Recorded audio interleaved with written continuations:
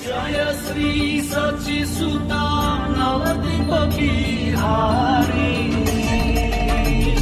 जय हरि श्री हरि जय जय गौर हरि। जय हरि श्री हरि जय जय गौर हरि। श्री चैतन्य महाप्रभु ने सर्वप्रथम काशी मिश्र को बुलवा भेजा, तब मंदिर की देखरेख करने वाले को और उसके बाद सार्वभौम को बुलवा भेजा। जब ये तीनों आ गए तो महाप्रभु ने उनसे गुंडिचा मंदिर की धुलाई करने की अनुमति मांगी। गुंडिचा मंदिर की धुलाई करने की महाप्रभु की याचना सुनकर पड़िछा अर्थात मंदिर के निरीक्षक ने कहा, हे महोदय, हम सभी आपके सेवक हैं। आप जो भी इच्छा करेंगे उसे पूरा करना हमारा कर्तव्य है। राजा ने मुझे विशेष आदेश दिया है कि जो भी आप आज्ञा दें उसे मैं तुरंत पूरा करूं। हे प्रभु, मंदिर की धुलाई करने की सेवा आपकी योग्य नहीं है, फिर भी यदि आप चाहते हैं तो इसे हम आपकी लीला के रूप में स्वीकार करते हैं। मंदिर की धुलाई करने के लिए अनेक घड़ों तथा झाड़ुओं की आवश्यकता होगी, अतएव आप मुझे आदेश दें, मैं ये सारी चीजें तुरंत लाए देता हूँ। जो ही पड़िछा को महाप्रभु की इच्छा का पता चल गया, उसने तुरंत 100 नए घड़े तथा मंदिर बुहारने के लिए 100 झाड़ू लाकर दे दिए। अगले दिन भोर होते ही महाप्रभु ने अपने संगियों को अपने साथ ले लिया और अपने हाथ से उन सबके शरीरों पर चंदन लेप लगाया। फिर उन्होंने अपने हाथ से हर भक्त को एक एक झाड़ू दी और उन सबको अपने साथ लेकर महाप्रभु गुंडिचा गए। इस तरह महाप्रभु तथा उनके संगी गुंडिचा मंदिर की सफाई करने गए। सर्वप्रथम उन्होंने झाड़ुओं से मंदिर को बुहारा। महाप्रभु ने मंदिर के भीतर की हर चीज को, यहाँ तक कि छत को भी बहुत अच्छी तरह से साफ किया। फिर उन्होंने सिंहासन उठाया, उसे साफ किया और उसे पुनः उसी स्थान पर रख दिया। इस तरह महाप्रभु तथा उनके संगियों ने मंदिर की बड़ी तथा छोटी सारी इमारतें बुहार और साफ की। अंत में उन्होंने मंदिर तथा कीर्तन के सभा स्थल के बीच के भाग को साफ किया। सैकड़ों भक्त मंदिर की चारों ओर सफाई करने में लगे थे और श्री चैतन्य महाप्रभु दूसरों को शिक्षा देने के लिए स्वयं भी कार्य कर रहे थे। श्री चैतन्य महाप्रभु ने अत्यंत उल्लासित होकर सारे समय कृष्ण नाम का उच्चारण करते हुए मंदिर को बुहारा और धोया। इसी तरह सारे भक्त भी कीर्तन करते जाते थे और अपना अपना कार्य कर रहे थे। महाप्रभु का सारा सुंदर शरीर धूल से धूसरित था, इससे वह और भी दिव्य रूप से सुंदर लगने लगा था। मंदिर की सफाई करते हुए कभी कभी महाप्रभु के आंसू आ जाते और कहीं कहीं तो उन्होंने उन्हीं आंसुओं से धुलाई की। इसके बाद जहां अर्चा विग्रह का भोजन रखा था उस स्थान की सफाई की गई। तत्पश्चात आंगन साफ किया गया और तब एक एक करके सारे रिहायशी मकान साफ किए गए। श्री चैतन्य महाप्रभु ने तिनकों, धूल तथा भालू के कणों को एक स्थान पर एकत्र किया और फिर अपने वस्त्र में बांधकर उन्हें बाहर ले जाकर फेंक दिया। श्री चैतन्य महाप्रभु के उदाहरण का अनुसरण करते हुए सारे भक्त भी उल्लास पूर्वक तिनके तथा धूल को अपने वस्त्रों में बांध बांध कर मंदिर के बाहर ले जाकर फेंकने लगे। तब महाप्रभु ने भक्तों से कहा, मैं केवल यह देखकर कि कितने तिनके तथा धूल बाहर ले जाकर ढेर लगाया गया है बतला सकता हूँ कि आप लोगों ने कितना परिश्रम किया है और कितनी अच्छी तरह से मंदिर की सफाई की है। यद्यपि सारे भक्तों ने धूल का एक ढेर लगाया था, किंतु श्री चैतन्य महाप्रभु का ढेर उससे भी बड़ा था।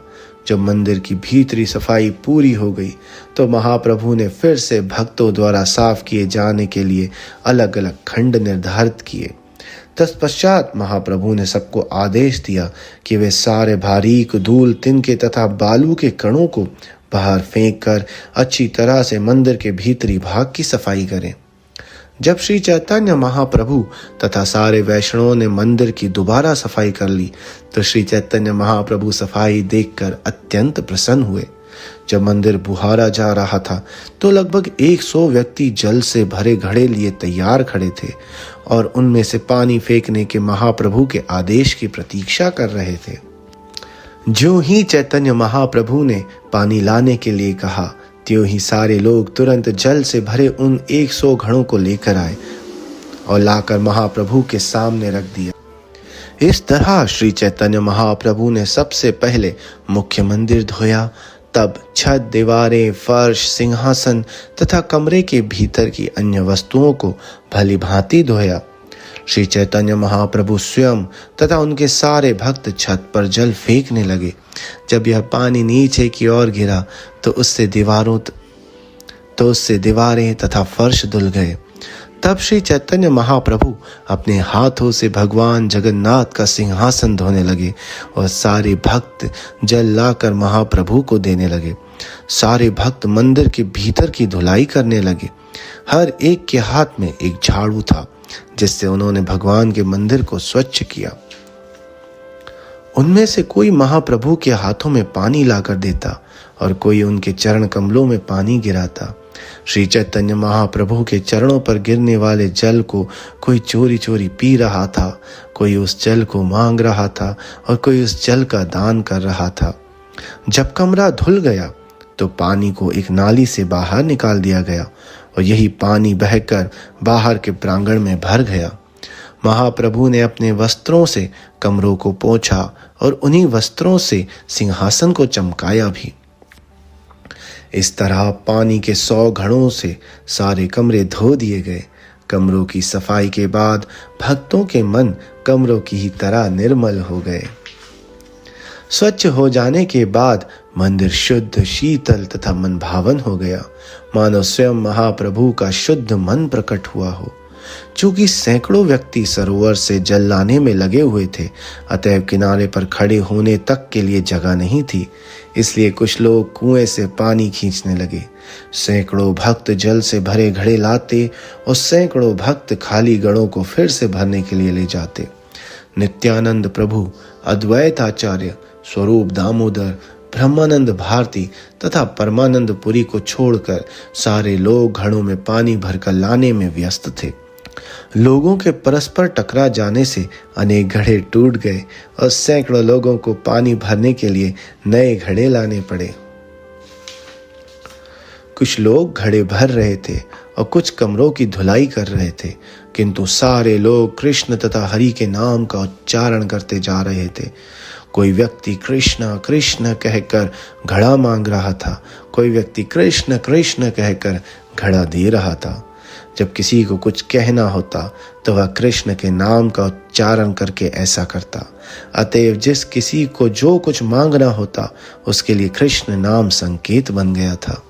जब श्री चैतन्य महाप्रभु प्रेमाविष्ट होकर कृष्ण का नाम लेते थे तो वे स्वयं सैकड़ों आदमियों का काम करते थे। ऐसा प्रतीत होता मानो श्री चैतन्य महाप्रभु 100 हाथों से सफाई धुलाई कर रहे हो। वे हर एक भक्त के पास यह शिक्षा देने के लिए पहुंचते कि काम किस तरह करना चाहिए। जब कोई ठीक से काम करता तो महाप्रभु उसकी प्रशंसा करते, किंतु जब वे देखते कि कोई व्यक्ति संतोषजनक कार्य नहीं कर रहा तो वे बिना किसी द्वेष के उस व्यक्ति की प्रताड़ना करते। महाप्रभु कहते, तुमने बहुत अच्छा किया है, तुम दूसरों को भी सिखला दो जिससे वे भी इसी तरह से काम करें। श्री चैतन्य महाप्रभु से ऐसा सुनकर हर व्यक्ति लज्जित हो जाता, इसलिए भक्तों ने बड़े ही मनोयोग से काम करना आरंभ कर दिया। उन्होंने जगमोहन क्षेत्र की धुलाई की और उसके बाद जहां प्रसाद रखा जाता था वह स्थान धोया गया। फिर अन्य सभी स्थान भी धोए गए। इस तरह सभा भवन, समूचे प्रांगण, चबूतरों, रसोई घर तथा अन्य कमरों की धुलाई की गई।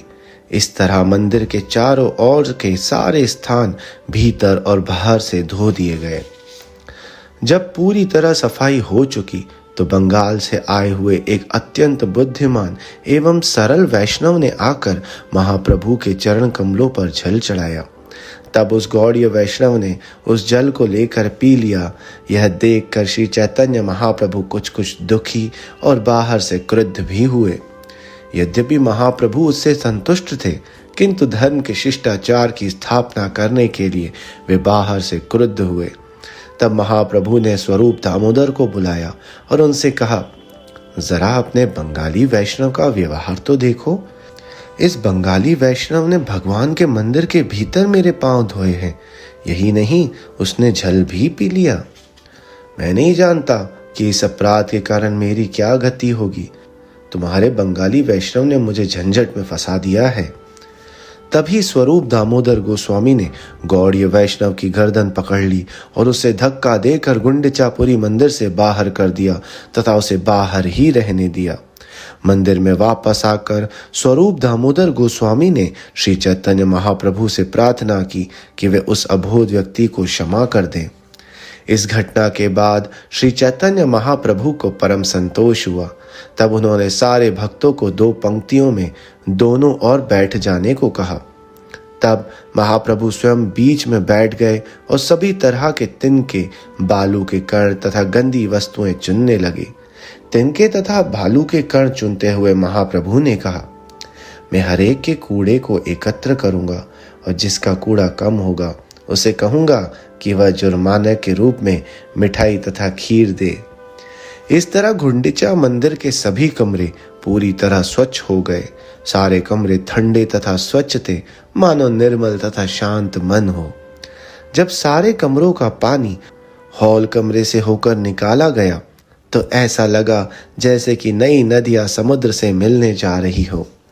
मंदिर के द्वार के बाहर की सारी सड़कें भी साफ की गई, किंतु कोई यह नहीं बता सकता था कि यह सब कैसे हुआ।